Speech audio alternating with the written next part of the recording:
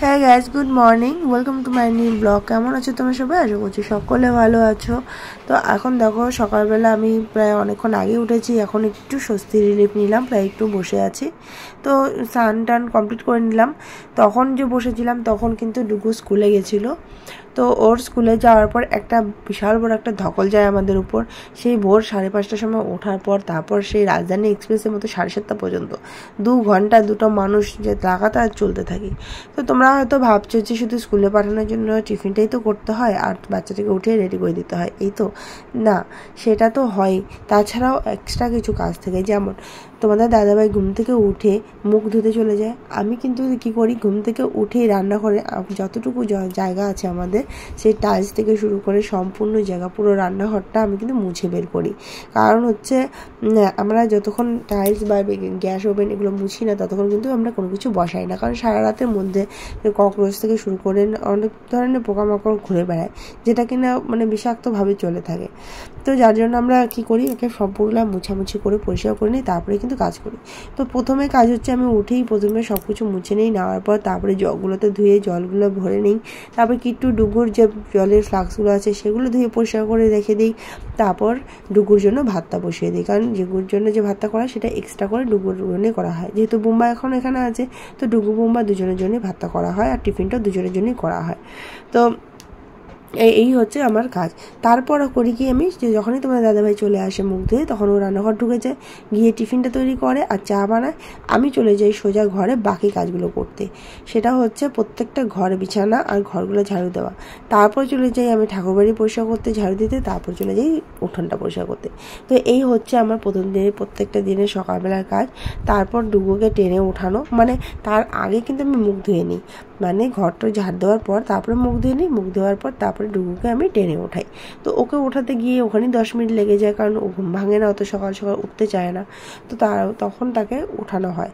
ওঠানোর পর তারপরে মুখ ধোয়া হয়। মুখ ধোয়ার পর তারপরে তোমাদের দাদাভাই সেটা কী করে, ভাত মেখে তখন ডুগুকে খাইয়ে দেয়। যেমনি ডুগুর খাওয়া হয়ে গেল, সঙ্গে সঙ্গে আমি ড্রেস রেডি করে রেখে দিই এদিকে। তারপর সঙ্গে সঙ্গে ডুগুকে ড্রেস পরিয়ে ওর টিফিন বক্স ঢুকিয়ে বোতল ঢুকিয়ে তারপর ব্যাগ রেডি করে ওকে একদম প্রিপেয়ার করে রেখে নিই। জুতা থেকে শুরু করে সব কিছু আমাকেই পরিয়ে দিতে হয় এখন ওকে। সক্স থেকে শুরু করে জুতা, প্রত্যেকটা জিনিস ওকে, টাই বেল্ট সব কিছু আমাকে এখনও পর্যন্ত ওকে পরিয়ে দিতে হয়। কারণ কি জানো, ও আমার উপর বেশি নির্ভরশীল, আমার উপর বেশি ভরসা করে যে মা তো আছে, মা করবে। কিন্তু বলো এত আর কতদিন এভাবে, এখন তো বড় হচ্ছে, তো সবসময় মায়ের উপর ভরসা করে থাকলে তো হবে না, ওদের নিজেকেও শিখতে হবে। এই ব্যাপারটাও বুঝতেই চায় না, ভাবে মা আছে, মা যতদিন আছে করে দেবে মা। আমি কতদিন আর করে দেবো, তোমরাই বলো। তো যাই হোক, আজকে একটু অনেকক্ষণ ঘুমোচ্ছে, তার জন্য আমি একটু রান্নার সময় পেলাম। তো দেখো মা শাকগুলো সব কিছু কেটে রেখেছিলো বলেই আজকে রান্নাটা কমপ্লিট করতে পারছি। তো এখানে ঘিমা শাক করে কেটে রাখা ছিল, ঘিমা শাকটা করছি। তো একটু লেটে গেছে, কারণ একটু বেশি সেদ্ধ হয়ে গেছে, ঢাকা দিয়ে রেখেছিলাম বলে। তো আজকের আইটেম হচ্ছে ঘিমা শাক করবো, তারপরে হচ্ছে পাট শাক করে তারপর হচ্ছে সজনা দিয়ে মসুর ডাল। ওদিকে আবার মা রান্না করবে কাঁঠাল চিংড়ি। তো আমি মাকে বললাম যে কাঁঠাল চিংড়িটা পরে করো, আগে আমি রান্নাটা করে নিই, কারণ কিট্টু উঠে গেলে তারপর আবার সমস্যা হয়ে যাবে, আমাকে কিছুই করতে দেবে না। তো এদিকে একটু ডালিয়াটাও বাকি আছে, সেটাও আবার পাশে একটু গ্যাসের মধ্যে বসিয়ে দিয়েছি। তো আরেকটা কি, যে সজনার আর মুসুর ডালের যে তরকারিটা করব সেটার জন্য সজনাটা যে ভাজা আছে সেটা কিন্তু মা করে রেখেছে, শুধু আমি মুসুর ডালটা সেদ্ধ করে ফোড়নটা দেব। তো যার জন্য খুবই তাড়াতাড়ি করে 1 ঘন্টার মধ্যে আমার আজকে রান্না কমপ্লিট হয়ে যাচ্ছে। তো দেখো আমার ঘিনা শাকটা মানে হয়ে গেল। এটা কিন্তু খেতে খুব প্রচণ্ড তিতা, কিন্তু টেস্টও লাগে, গরম ভাতের সময় ভালোই লাগে, যতই তিতা হোক কিন্তু টেস্ট লাগে, ভালো লাগে। তোমরা কারা কারা এই তিতা শাকটা খাও তোমরা কিন্তু একটু জানাইও। তো যখন যেহেতু আমি এই রান্নাটা করার পর আমার কড়াইটা একদম নোংরা হয়ে গেছে, তো আমি কি করলাম, ওই কড়াইটা আগে ধুয়ে পরিষ্কার করে নিলাম, কারণ আদার্স যে একটা সবজি রান্না করব তখনও কিন্তু সেই মানে নিচের যে সেটা আছে ওটা লেগেই থাকবে। তারপর নিয়ে নিলাম আমি এই পাট শাক। তো এই পাট শাকটা হচ্ছে তিতা শাক, আর দেখো কত করে ধুতে হয়। আমি আবার 2টো গামলার মধ্যে এভাবে কষলে যদি না ধুই আমার কিন্তু মন শান্তি হয় না। তো এই দেখো চুলটা স্ট্রেট করার পর আমাকে চুলটা ছেড়ে দিতে হচ্ছে। আর এত গরম পড়েছে কীরকম যেন মনে হচ্ছে। বেঁধে যে রাখবো, বেঁধে রাখার পর যখন 1-1.5 ঘন্টা পর চুলটা খুলে দিই তখন কিন্তু ওই জায়গাটা বাঁধানো যে জায়গাটা সেখানে একটা হালকা একটু ভাঁজ পড়েই যায়। তো ভাবলাম আজকে আর ভাঁজ ফেলবো না, তার জন্য চুলটা খুলে রেখেছি। আর চুলের মধ্যে যে লাগানোর যে যত্নটা সেটা আমি নিতেই পারছি না, কারণ যত্ন নেওয়ার জন্য যে ক্রিমটা দরকার হচ্ছে সেটা আমার এখন পর্যন্ত নেওয়া হয়নি। তোমাদের দাদাভাইকে কত করে বললাম নিয়ে আসো, তো ও সবসময় ভুলেই যায়। লিখে দিয়েছিলাম নামটা, দোকানে নিতে বলেছে, তো দোকানে অ্যাভেলেবেল ছিল না, পরে বলছে এনে দেবে। তো যাই হোক, যখন এনে দেবে তখন নয় দেওয়া যাবে, ততক্ষণ পর্যন্ত না হয় এইভাবেই একটু কাজ চালিয়ে নিতে না। তো আমার পাট শাকটা ধোয়া হয়ে গেছে, দেখো কমপ্লিট হয়েছে। এবার আমি বসিয়ে দেবো গ্যাসে।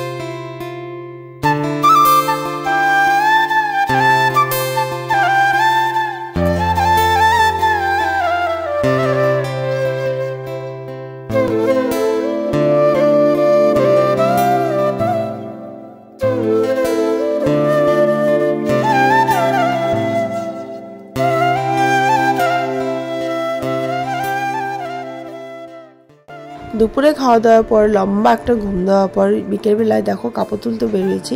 তো আজকে যত কাপড় আছে বেশিরভাগটা উঠোনে দিয়েছি বলে এইভাবে আগোছালো হয়ে পড়ে আছে। মানে শুকনো কাপড়, ভেজা কাপড় সবগুলো একসাথে।